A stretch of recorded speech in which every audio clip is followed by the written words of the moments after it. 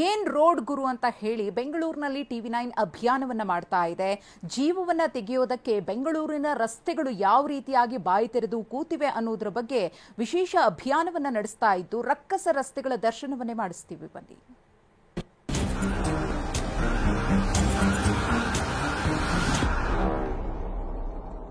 ಏನ್ ರೋಡ್ ಗುರು TV9 ಈ ವಿಶೇಷ ಕ್ಯಾಂಪೇನ್ ಇವತ್ತು ಬೆಂಗಳೂರಿನ ಹೃದಯ ಭಾಗದಲ್ಲೇ ಇದೆ.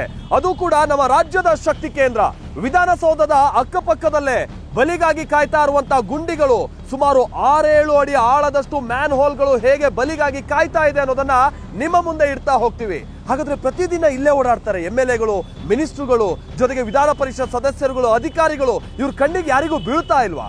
ಅಥವಾ ಇಂಥದ್ದೆಲ್ಲ ಕಂಡ್ರು ಇಲ್ಲಿ ಬಿದ್ದು ಸಾಯೋರು ನಮ್ಮನೆ ಮಕ್ಕಳಲ್ವಲ್ಲ ಅನ್ನೋ ನಿರ್ಲಕ್ಷ್ಯತನನ ಇದೆಲ್ಲದನ್ನು ಕೂಡ ನಿಮ್ಮ ಮುಂದೆ ಪರಿಚಯ ಮಾಡಿಸ್ತೀವಿ. ಜೊತೆಗೆ ಇದಕ್ಕೊಂದು ಪರಿಹಾರ ಕಂಡುಕೊಳ್ಳೋ ಪ್ರಯತ್ನವನ್ನ ಕೂಡ ಮಾಡೋಣ. ಬನ್ನಿ ಇವತ್ತು ಬೆಂಗಳೂರಿನ ಹೃದಯ ಭಾಗದಲ್ಲೇ ಓಡಾಡೋಣ.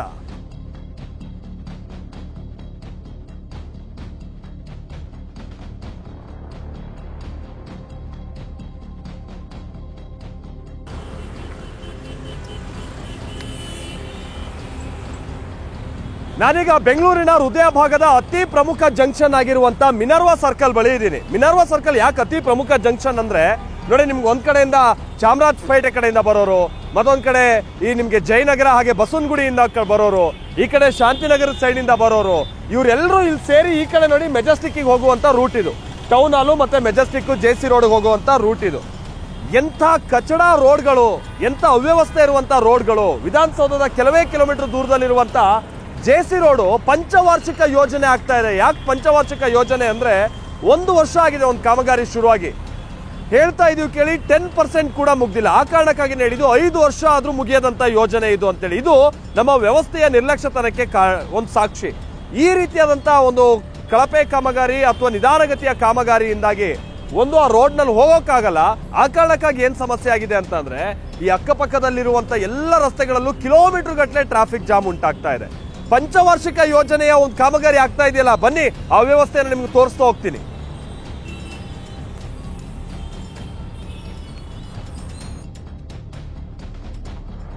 ನಾನೀಗ JC ರೋಡ್ ಎಂಟರ್ ಆಗ್ತಾ ಇದ್ದೀನಿ. ಜಯಚಾಮರಾಜೇಂದ್ರ ಒಡೆಯರ್ ರಸ್ತೆ ಇದು. ಒಡೆಯರ್ ಅವರು ಬಹುಶಃ ಅವ್ರ ಆತ್ಮ ಎಷ್ಟು ನಲುಗ್ತಾ ಇದೆಯೋ ಈ ತರದ ಅವ್ಯವಸ್ಥೆಗಳನ್ನ ನೋಡ್ಕೊಂಡು. ಬಟ್ ವಿಷಯ ಅಂತ ಅಂದ್ರೆ ಬೈಕಲ್ಲಿ ಹೋಗ್ತಾ ನಿಮ್ಗೆ ಎಕ್ಸ್ಪ್ಲೈನ್ ಮಾಡೋಕೆ ಖಂಡಿತ ಸಾಧ್ಯ ಆಗಲ್ಲ. ಹಾಗಾಗಿ ನಾನು ನಡ್ಕೊಂಡು ಹೋಗ್ತೀನಿ. ಇನ್ಫ್ಯಾಕ್ಟ್ ನಡ್ಕೊಂಡು ಹೋಗೋಕ್ಕೂ ಕೂಡ ಯೋಗ್ಯ ಅಲ್ಲ ಈ ರಸ್ತೆ. ಪಂಚವಾರ್ಷಿಕ ಯೋಜನೆ ಅನ್ನಲ್ಲ, ಯಾಕೆ ಅನ್ನೋದನ್ನ ನಿಮ್ಗೆ ಎಕ್ಸ್ಪ್ಲೈನ್ ಮಾಡ್ತಾ ಹೋಗ್ತೀನಿ. ಬನ್ನಿ.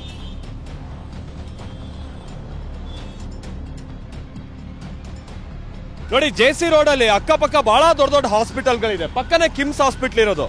ನೋಡಿ, ಹಿಂಗೆ ಆಂಬ್ಯುಲೆನ್ಸ್ಗಳು ಸಿಕ್ಕಾಕೊಳ್ಳೋದು ಇವೆಲ್ಲ ಮಾಮೂಲಿ ಆಗ್ಬಿಟ್ಟಿದೆ ಇಲ್ಲಿ. ನೋಡಿ, ಇಲ್ಲಿ ಇದು ಒಂದೆರಡಲ್ಲ, ನೀವೊಂದು 5 ನಿಮಿಷ ನಿಂತ್ರೆ ಒಂದು 20 ಆಂಬ್ಯುಲೆನ್ಸ್ಗಳು ನಿಮ್ಗೆ ಹಿಂಗೆ ನೋಡಕ್ ಸಿಗ್ತವೆ. ಪಾಪ ಯಾರ್ದೋ ಮನೆ ಮಂದಿ ಎಲ್ಲೋ ಬಿದ್ದಿರ್ತಾರೆ, ಎದ್ದಿರ್ತಾರೆ, ಏನೋ ಎಮರ್ಜೆನ್ಸಿಲಿ ಇರ್ತಾರೆ. ಈ ರಾಜಕಾರಣಿಗಳು ಇವ್ರ ಮನೆ ಮಕ್ಕಳಲ್ವಲ್ಲ ಹಿಂಗೆ ಯಾರೋ ಹಿಂಗೆ ಆಂಬ್ಯುಲೆನ್ಸ್ ಅಲ್ಲಿ ಹೋಗೋದು. ಅದಕ್ಕೆ ಈ ನಿರ್ಲಕ್ಷ್ಯ ಅಷ್ಟೇ. ಇಲ್ಲಿ ನೋಡಿ, ಇಲ್ಲಿ ನಾನು ಎಡಭಾಗದಲ್ಲಿ ನಾನು ತೋರಿಸ್ತಾ ಇದ್ದೀನಲ್ಲ, JC ರೋಡ್ 2 ರಸ್ತೆಯಲ್ಲಿ ನೀವು ನೋಡಿದ್ರೆ ಈ ತರ ಒಂದು 25-30% ರಸ್ತೆಯ ಇಷ್ಟು ಭಾಗ ಇದೇ ರೀತಿಯ ಕೆಸರು ತುಂಬಿಕೊಂಡಿದೆ. ಅಲ್ಲಿ ಯಾವ ವೆಹಿಕಲ್ ನಾನು ಹೇಳಿದ್ರೆ ಮನುಷ್ಯರು ಕೂಡ ಓಡಾಡಕ್ಕಾಗಲ್ಲ, ಅಷ್ಟು ಹೊಸ್ತಾಗಿದೆ ಅಲ್ಲಿ. ಆಮೇಲೆ ಇದೇ ನಿನ್ನೆ ಮೊನ್ನೆ ಮಳೆ ಬಂದು ಹಿಂಗೆ ಆಗ್ಬಿಟ್ಟಿದೆ ಅನ್ನೋಂಥದ್ದಲ್ಲ, 1 ವರ್ಷದಿಂದ ಇದೇ ರೀತಿಯಂತ ಅವ್ಯವಸ್ಥೆ ಇದೆ. ಇಲ್ಲಿ ಸಮಸ್ಯೆ ಅಂತ ಅಂದ್ರೆ ಇವ್ರ ಕಳ್ಳಾಟಗಳು, ನಮ್ಮ ರಾಜಕೀಯ ನಾಯಕರುಗಳ ಇಚ್ಛಾಶಕ್ತಿ ಅಷ್ಟೇ. ನೋಡಿ, 1 ವರ್ಷದಿಂದ ಹೆಚ್ಚು ಕಡಿಮೆ ಈ ರೀತಿಯಾಗಿ ಚೆನ್ನಾಗಿದ್ದು ಫುಟ್ಪಾತ್ ಅನ್ನ ಹಿಂಗೆ ತೆಗೆದು ಇಲ್ಲೆಲ್ಲ ಹಿಂಗೆ ಕಿತ್ತಾಕೊಂಡ್ಬಿಟ್ಟು ಅದಾದ ನಂತರದಲ್ಲಿ ಮತ್ತೆ ಅದನ್ನ ಪುನಃ ಒಂದು ಫುಟ್ಪಾತ್ ಅನ್ನ ನೀಟಾಗಿ ಮಾಡ್ದಿತ್ತಿ, ರಸ್ತೆ ಮಾಡ್ದಿತ್ತಿ, ಜನರಿಗೆ ಇನ್ನೂ ಎಷ್ಟು ಸಾಯಿಸಕ್ ಹೊಡ್ತಾ ಇದಾರೆ ಇವರು.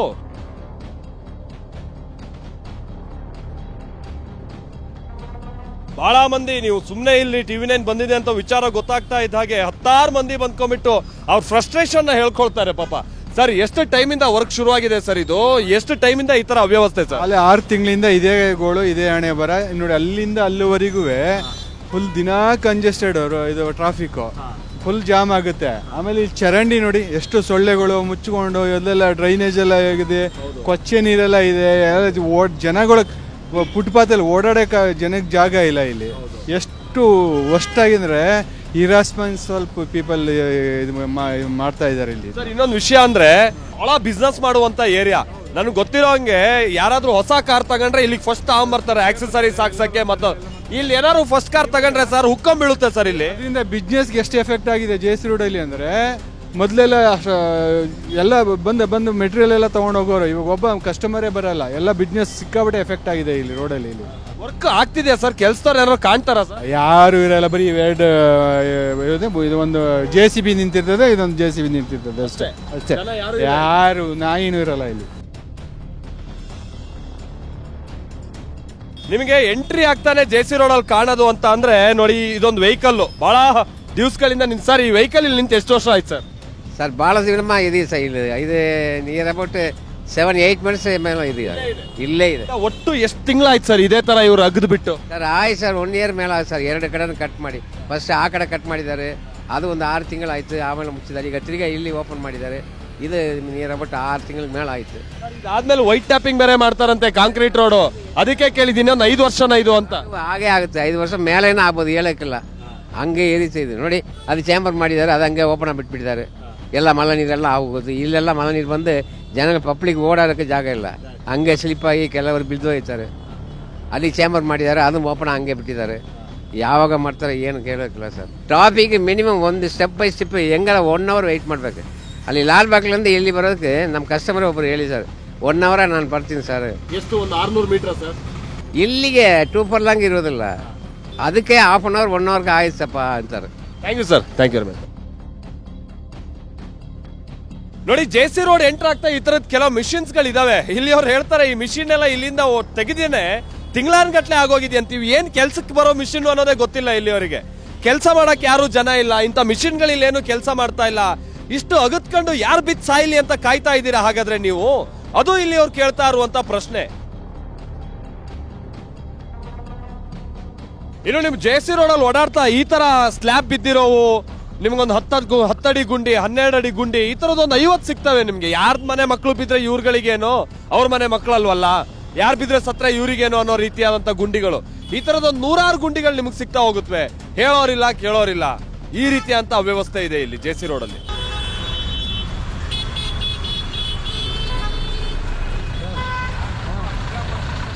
ನೋಡಿ ಅವ್ಯವಸ್ಥೆ ಹೆಂಗಿದೆ ಅಂತ. ಅದೊಂದು PG, ಅದು ಈ ತರದ ಮನೆಗಳು ಬಹಳ ಇದಾವೆ.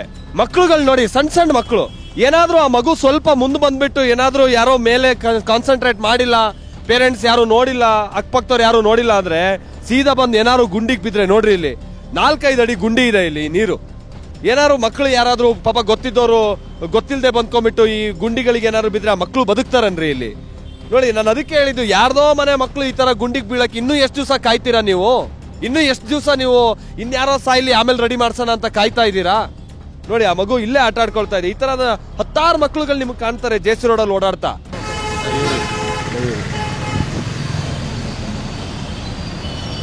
ಇನ್ನು ಕೆಲ ಅಂಗಡಿಯವರು ಹೇಳ್ತಾ ಇದ್ರು, ಇನ್ಫ್ಯಾಕ್ಟ್ ಎಕ್ಸಾಂಪಲ್ ಈ ಅಂಗಡಿನೇ ತಗೊಳ್ಳಿ, ವರ್ಷಾನ್ಗಟ್ಲೆಯಿಂದ ಅದು ಎಷ್ಟು ಲೋಡ್ ಡೆಬ್ರಿಸ್ ಅವರು ಅಂಗಡಿ ಮುಂದೆ ಹಾಕ್ಸಿದ್ದಾರೆ ಅನ್ನೋದಕ್ಕೆ ಲೆಕ್ಕನೇ ಇಲ್ಲ ಅನ್ನೋದನ್ನ ಹೇಳ್ತಾ ಇದ್ರು. ಯಾಕಂದ್ರೆ ಪ್ರತಿ ಸಲ ಹಾಕಿದಾಗ್ಲೂ ಕೂಡ ಇವತ್ತು ಸರಿ ಹೋಗುತ್ತೆ, ನಾಳೆ ಸರಿ ಹೋಗುತ್ತೆ, ವೆಹಿಕಲ್ ಬಂದು ಸಿಕ್ಕಾಕೊಳ್ಳೋದು, ನೋಡಿ ಎಷ್ಟು ಡೆಬ್ರಿಸ್ ಅನ್ನ ಹಾಕಿದ್ದಾರೆ ಅಂತ. ಆಮೇಲೆ ಇನ್ನೊಂದು ಸಮಸ್ಯೆ JC ರೋಡ್ ನಲ್ಲಿ ಪೊಲೀಸರು ಗಮನ ಕೊಡಬೇಕು ಅಂತ ಅಂದ್ರೆ, ಈ ಬಹಳ ಆಕ್ಸೆಸರೀಸ್ ಅಂಗಡಿಗೆ ಸಂಬಂಧಪಟ್ಟಾಗಿನ ಹುಡುಗರುಗಳು ವೆಹಿಕಲ್ ಗಳನ್ನ ಅಡ್ಡ ಹಾಕ್ತಾ ಇರ್ತಾರೆ. ಈಗ ಆಲ್ರೆಡಿ ಮುಕ್ಕಾಲ್ ರೋಡ್ ಇಲ್ಲ ಈ ತರದ ಕಾಮಗಾರಿಯಿಂದಾಗಿ ನಿಂತೋಗಿದೆ. ಇರೋ ಕಾಲ್ ರೋಡಲ್ಲೂ ಕೂಡ ಇವರು ವೆಹಿಕಲ್ ಗಳನ್ನ ಅಡ್ಡ ಹಾಕೊಂಡು ನಮ್ಮ ಹತ್ರ ಆ ಪಾರ್ಟ್ಸ್ ತಗೊಳ್ಳಿ, ಈ ಪಾರ್ಟ್ಸ್ ತಗೊಳ್ಳಿ ಅಂತ ಹೇಳ್ತಾ ಕೂತ್ರೆ ಅದು ಕೂಡ ಟ್ರಾಫಿಕ್ ಜಾಮಿಗೆ ಬಹಳ ಕಾರಣ ಆಗಿರೋದು. ಅದು ಕೂಡ ಇಲ್ಲಿನ ಸಮಸ್ಯೆ ಜಾಸ್ತಿ ಆಗ್ತಾ ಇದೆ. ಹಾಗಾಗಿ ಕೆಲವು ಅಂಗಡಿಯವರೇ ಹೇಳ್ತಾ ಇದ್ದಾರೆ, ದಯವಿಟ್ಟು ಟ್ರಾಫಿಕ್ನವ್ರಿಗೆ ಹೇಳಿ ಇದನ್ನೆಲ್ಲ ಕ್ಲಿಯರ್ ಮಾಡಿಸಿ ಅಂತ ಹೇಳ್ಕೊಂಡ್ಬಿಟ್ಟು. ನೋಡಿ ಇಲ್ಲಿ ಹೇಗಾಗೋಗಿದೆ ಅಂತ.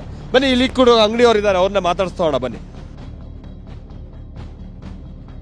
ಸರ್, ಎಷ್ಟು ದಿವಸ ಆಯ್ತು ಸರ್? ಯಾವ ಗೋಳು ಸರ್ ಇದು? ನಾವು ಹೆಂಗ್ ಬಿಸ್ನೆಸ್ ಮಾಡ್ತಿದ್ದೀರಾ ಸರ್? ಕೋಟ್ಯಾಂತರ ರೂಪಾಯಿ ಬಜೆಟ್ ಹಾಕೊಂಡು 5 ತಿಂಗಳಿಂದ ಇದೇ ಗೋಳಾಗಿದೆ. ಯಾರು ರೆಸ್ಪಾನ್ಸ್ ಇಲ್ಲ, ಏನಿಲ್ಲ. ಯಾರು ಕಾಂಟ್ರಾಕ್ಟರ್ ಅನ್ನೋದೇ ಗೊತ್ತಿಲ್ಲ. ನೆಸೆಸಿಟಿನೇ ಇರಲಿಲ್ಲ ನಮಗೆ. ಒಂದು ಪ್ರಾಬ್ಲಮ್ ಇರಲ್ಲ, ಇದು ಮಾಡ್ಬಿಟ್ಟು ತುಂಬಾ ಹಿಂಸೆ ಆಗ್ತಾ ಇದೆ. 1 ರೂಪಾಯಿ ಬೋಣಿ ಆಗಿಲ್ಲ. 15-20 ದಿನದಿಂದ 1 ರೂಪಾಯಿ ಬೋಣಿ, ಲಕ್ಷಾಂತರ ರೂಪಾಯಿ ಬಾಡಿಗೆ ಕಟ್ಕೊಂಡು ಜೀವನ ತುಂಬಾ ಕಷ್ಟ ಆಗ್ಬಿಟ್ಟಿದೆ ನಮಗೂ. ಸರ್, ಈಗ ನಾವು ಈ ರೋಡಲ್ಲಿ ಓಡಾಡ್ತಾ ಇರ್ತೀವಿ, ನಾವು JC ರೋಡಲ್ಲಿ. JC ರೋಡನ್ನ ಏನು ಇಷ್ಟೆಲ್ಲ ಅವ್ಯವಸ್ಥೆಗೆ ತರುವಂತದ್ದು ಏನು ಸಮಸ್ಯೆ ನನ್ ಕೊಟ್ಟಿದ್ದಂಗೆ ಇರ್ಲಿಲ್ಲ ಸರ್. ಬಟ್ ಓಕೆ ಬಿಡಿ, ಇವ್ರು ಏನೋ ಚೆನ್ನಾಗಿ ಮಾಡಕ್ ಹೋಗ್ತಿದ್ದಾರೆ.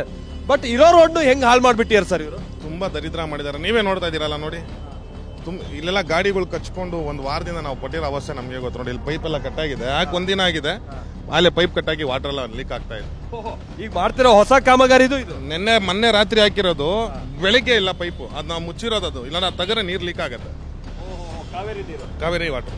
ನೀರಿಲ್ಲ ಅಂತ ಸಾಯ್ತಾರೆ ಜನ. ಇಲ್ಲಿ ನೋಡಿದ್ರೆ ಸುಮ್ಮನೆ ರೋಡಿಗೆ ಬಿಡ್ತಾ ಇದ್ದಾರೆ. ಈಗ ಯಾರು ಸರ್ ಕಾಂಟ್ರಾಕ್ಟರ್ ಇಲ್ಲಿ ಯಾರೋ ಬರ್ತಿರ್ತಾರೆ ಹೋಗ್ತಿರ್ತಾರೆ, ನೀವು ಕೇಳಿದ್ರೆ ಏನ್ ಹೇಳ್ತಾರೆ ಸರ್? ಅವ್ರು ವಯಸ್ಸಾಳನವ್ರು ಯಾರೋ ಕಾವೇರಿ ಕಾಂಟ್ರಾಕ್ಟರ್ ಅಂತೆ, ಅವ್ರಿಗೆ ಏನ್ ಹೇಳಿದ್ರು ಅವ್ರು ರೆಸ್ಪಾನ್ಸೇ ಮಾಡಲ್ಲ, ಫೋನೇ ತೆಗಿಯೋದಿಲ್ಲ ಅಂತಾರೆ. ಹೋಗ್ತಾನೆ ಇದೆ. ನಾನು 100 ಕಾಲ್ ಮಾಡಿದ್ದೀನಿ ಅವ್ರಿಗೆ, ರೆಸ್ಪಾನ್ಸೇ ಮಾಡಲ್ಲ. ಮಳೆಗಾಲ ಬರುತ್ತೆ ಅನ್ನೋದು ಗೊತ್ತಿದ್ರು ಇವ್ರು ಹೀಗೆ ಕೆಲಸ ನಿಲ್ಸ್ಕೊಂಡಿದ್ದಾರೆ ಅಂದ್ರೆ ಏನ್ ಸರ್ ಇದು ಅರ್ಥ ಅಂತ? ಅಲ್ಲಿ ಯಾರು ಕೆಲಸದವ್ರು ಅಂತಾನೆ ಗೊತ್ತಿರಲ್ಲ ನಿಮಗೆ. ಫಸ್ಟ್ ಇಲ್ಲಿ ರೆಸ್ಪಾನ್ಸಿಬಿಲಿಟಿ ಯಾರು ತಗೊಂಡಿದ್ದಾರೆ ಅವ್ರಿಗೆ ಹೇಳಿ. ಯಾರನ್ನ ಕೇಳಬೇಕಿಲ್ಲ ಅಂತ ತೊಂದರೆ ಆದ್ರೆ ಯಾರಿಗೆ ಹೇಳ್ಬೇಕು ನಾವು? ಕಾರಣನೇ ಇಲ್ಲಿ ಯಾರು ಮಾಡ್ತಾರೆ ಗೊತ್ತಿಲ್ಲ. ಗೌರ್ಮೆಂಟ್ ಅವ್ರು ಮಾಡ್ತಾವ್ರ, ಪ್ರೈವೇಟ್ ಅವ್ರು ಮಾಡ್ತಾರ, ಒಂದು ಗೊತ್ತಾಗ್ತಲ್ಲ ನಮ್ಗಂತೂ.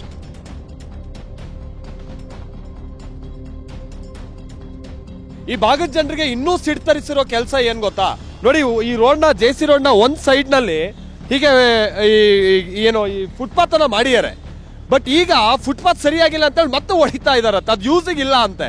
ಹಾಗಾದ್ರೆ ಈಗ 6-7 ತಿಂಗಳಿಂದ ನಾವು ಇನ್ಯಾವ ಚಂದಕ್ಕೆ ನಾವು ಈ ಹಿಂಸೆ ತಡ್ಕೊಂಡ್ವಿ, ಈಗ ಮತ್ತೆ ಹೊಡಿಯೋದಂತೆ, ಇದನ್ನ ಮತ್ತೆ ರೆಡಿ ಮಾಡಕ್ ಇನ್ನೊಂದು 6 ತಿಂಗಳು. ಏನ್ ಆಟ ಆಡ್ತಾ ಇದ್ದೀರಾ ನೀವು ಅಂತ ಈ ಭಾಗದ ಜನ ಪ್ರಶ್ನೆ ಮಾಡ್ತಾ ಇದಾರೆ JC ರೋಡ್ನವರು. ಸರ್ ಎಷ್ಟು ಟೈಮ್ ಆಯ್ತು ಸರ್, ಹೆಂಗ್ ಬಿಸ್ನೆಸ್ ಮಾಡ್ತಿದ್ದೀರಾ ಸರ್ ಇಲ್ಲೆಲ್ಲ? ತುಂಬಾ ತೊಂದರೆ ಇದೆ. ಸುಮಾರು 1 ವರ್ಷದಿಂದ ಕೆಲಸ ಸ್ಟಾರ್ಟ್ ಮಾಡ್ಕೊಂಡಿದ್ದಾರೆ, ಏನು ಬೇಗ ಮುಗಿಸ್ತಾ ಇಲ್ಲ, ತುಂಬಾ ಲೇಟು. ಇಲ್ಲ ಓಡಾಡಕ್ಕೆ ಆಗ್ತಾ ಇಲ್ಲ. ಎಲ್ಲ ಇದು ಮಳೆ ಬತ್ತು ಅಂದ್ರೆ ಎಲ್ಲ ಮಕ್ಕಳು ಇದು ಹೆಣ್ಮಕ್ಳು ಎಲ್ಲ ಬಿತ್ತಾರೆ. ಅರ್ಧ ಟ್ರಾಫಿಕ್ ಜಾಮ್ ಆಗುತ್ತೆ ಇಲ್ಲಿ. ಯಾರು ಕೇಳೋರಿಲ್ಲ, ಯಾರು ಹೇಳೋರಿಲ್ಲ. ಆಗದಷ್ಟು ಬೇಗ ಕೆಲಸ ಮಾಡಿದ್ರೆ ಬೇಗ ಆಗ್ಬೋದು. ಇದೇನು ಈ ತರ ಎಲ್ಲ ಗಲೀಜ್ ಮಾಡಿ ಬರೀ ಕೊಚ್ಚೆ ಗಂಡಿ ಇದು. ಅಲ್ಲಿ ಟೌನ್ ಹಾಲ್ ಅವ್ರಿಗೆ ನೋಡಿ, ಮಿನರ್ವಾ ಸರ್ಕಲ್ ಇಂದ ಟೌನ್ ಹಾಲ್ ಅವ್ರಿಗೆ ಒಂದು ಯಾರನ್ನಾರು ಪೊಲಿಟಿಷಿಯನ್ ನಡ್ಸ್ಕೊಂಡು ಹೋಗಿ ಕೇಳಿ ಅವ್ರಿಗೆ ಗೊತ್ತಾಗುತ್ತೆ ಅಲ್ಲಿ ಕಷ್ಟ ಏನು ಅಂತ. ಮಿನರ್ವಾ ಸರ್ಕಲ್ ಇಂದ ಟೌನ್ ಹಾಲ್ ತನಕ ಯಾರು ಪೊಲಿಟಿಷಿಯನ್ ಇಲ್ಲಿ ಫಸ್ಟ್ ನಡ್ಕೊಂಡು ಹೋಗ್ಲಿ, ಅವ್ರಿಗೆ ಫಸ್ಟ್ ಅವಾಗ ಗೊತ್ತಾಗಬೇಕು ಎಲ್ಲಿ ಹುಕ್ಕೊಂಡ್ ಬೀಳುತ್ತೆ, ಎಲ್ಲಿ ಬೀಳ್ತೀನಿ, ಎಲ್ಲಿ ಹೇಳ್ತೀನಿ, ನಮ್ಮನೆ ಮಕ್ಕಳು ಇಲ್ಲಿ ಬಂದ್ರೆ ಏನ್ ಸಮಸ್ಯೆ ಅವ್ರಿಗೆ ಗೊತ್ತಾಗಬೇಕು ಅನ್ನೋದು. ನೋಡಿ ಜನಕ್ಕೆ ಇಷ್ಟು ಮಟ್ಟಿಗೆ ಫ್ರಸ್ಟ್ರೇಷನ್ ಇದೆ. ಬನ್ನಿ ಮುಂದಕ್ಕೋಣ. ಇನ್ನೊಂದು ವಿಷಯ ಅಂತ ಅಂದ್ರೆ ಈ ಬೆಂಗಳೂರಿನಲ್ಲಿ ಬಹಳಷ್ಟು ಮಂದಿ ಹೊಸ ಕಾರ್ ತಗೋಣಕ್ ಫಸ್ಟ್ ಬರೋದೇ JC ರೋಡಿಗೆ. ಏನಕ್ಕಂದ್ರೆ ಒಳ್ಳೊಳ್ಳೆ ಆಕ್ಸೆಸರೀಸ್ ಹಾಕೋಣ, ಆಮೇಲೆ ಏನೋ ಒಳ್ಳೊಳ್ಳೆ ಟೈರ್ಸ್ಗಳನ್ನ ಚೇಂಜ್ ಮಾಡ್ಸೋಣ, ಈ ಕಾರಣಕ್ಕಾಗಿ. ಬಟ್ ಇಲ್ಲಿ ಹೆಂಗಾಗೋಗಿದೆ ಅಂತ ಅಂದ್ರೆ 2 ಪಾರ್ಟ್ ತಗೊಳಕ್ ಬರೋ 4 ಪಾರ್ಟ್ ತಗೋಬೇಕು. ಯಾಕಂದ್ರೆ ಈ ರೋಡಲ್ಲಿ ಓಡಾಡಿ ಇನ್ನೊಂದ್ 2 ಪಾರ್ಟ್ ಕಿತ್ತೋಗಿರ್ತವೆ. ಆ ಕಾರಣಕ್ಕಾಗಿ ಆಕ್ಸೆಸರೀಸ್ ತಗೊಳಕ್ಕೆ ಈ ರಸ್ತೆಗೆ ಬರೋದೇ ದಡ್ತನ ಅನ್ನೋ ರೀತಿಯಾಗಿ ಜನ ಯೋಚನೆ ಮಾಡಂಗಾಗಿದೆ. ಯಾಕಂತ ಅಂದ್ರೆ ನಮ್ಮ ಸರ್ಕಾರ ಕಲ್ಪಿಸಿರುವಂತ ಭಾಗ್ಯ, ಈ ಗುಂಡಿ ಭಾಗ್ಯ, ಈ ಗೊಚ್ಚೆ ಭಾಗ್ಯ, ಈ ಕಾರಣದಿಂದಾಗಿ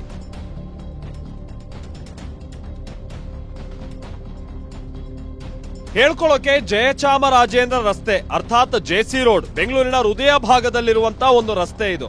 ಆದ್ರೆ ಆ ಹೃದಯ ಭಾಗಕ್ಕೆ ಯಾವ ರೀತಿಯಾಗಿ ಹೋಲ್ ಹೊಡೆದಿದ್ದಾರೆ ನೋಡಿ. ಅಂದ್ರೆ ಹೌದು ಕಾಮಗಾರಿಗಳು ಆಗ್ತಾ ಇರುತ್ತೆ, ಅದೆಲ್ಲ ನಿರಂತರವಾಗಿ ಆಗ್ತಾರೆ, ಬಟ್ ಒಂದು ಟೈಮ್ ಬೌಂಡ್ ಬೇಡವಾ? ಆಮೇಲೆ ಇನ್ನೊಂದು ವಿಷಯ ಅಂತ ಅಂದ್ರೆ ಹೌದು ಬೆಂಗಳೂರಿನಲ್ಲಿ ಟ್ರಾಫಿಕ್ ಜಾಮ್ ಆಗ್ತಾ ಇದೆ ಮತ್ತೊಂದು, ಬಟ್ ಏನು ಅಂತ ಅಂದ್ರೆ ಈ ರೀತಿಯಾದಂತಹ ಅಪೂರ್ಣ ಕಾಮಗಾರಿಗಳು, ಗುಂಡಿ ಬಿದ್ದ ರಸ್ತೆಗಳು ಟ್ರಾಫಿಕ್ ಅನ್ನ ಬಹಳ ಸ್ಲೋ ಮಾಡ್ತಾ ಇದೆ, ವೆಹಿಕಲ್ ಮೂವ್ಮೆಂಟ್ ಅನ್ನ ಸ್ಲೋ ಮಾಡ್ತಾ ಇದೆ. ಇದೇ ಇಲ್ಲಿನ ಟ್ರಾಫಿಕ್ಗೆ ಬಹಳ ಪ್ರಮುಖ ಕಾರಣ ಆಗಿರುವಂತದ್ದು ಬೆಂಗಳೂರಿನಲ್ಲಿ. ಅದನ್ನ ಅರ್ಥ ಮಾಡ್ಕೊಳ್ಬೇಕಿದೆ ಸರ್ಕಾರ. ಇಲ್ಲಿನ ಜನರ ಕೋರಿಕೆ ಅಂತ ನಾವು ಕೂಡ ಸರ್ಕಾರ ಕೇಳ್ತಾ ಇರುವಂತದ್ದು ಅದೇ, ಒಂದು ಟೈಮ್ ಬೌಂಡ್ ಇಟ್ಕೊಳ್ಳಿ, ಇಂತಿಷ್ಟು ದಿನದ ಒಳಗಾಗಿ ಕೆಲಸ ಮುಗಿಸುವಂತ ನಿಟ್ಟಿನಲ್ಲಿ ಆದಷ್ಟು ಬೇಗ ನೀವು ಕಾರ್ಯನಿರ್ವಹಿಸಬೇಕು ಅನ್ನುವಂಥದ್ದು ನಮ್ಮ ಮನವಿ ಕೂಡ ಆಗಿದೆ.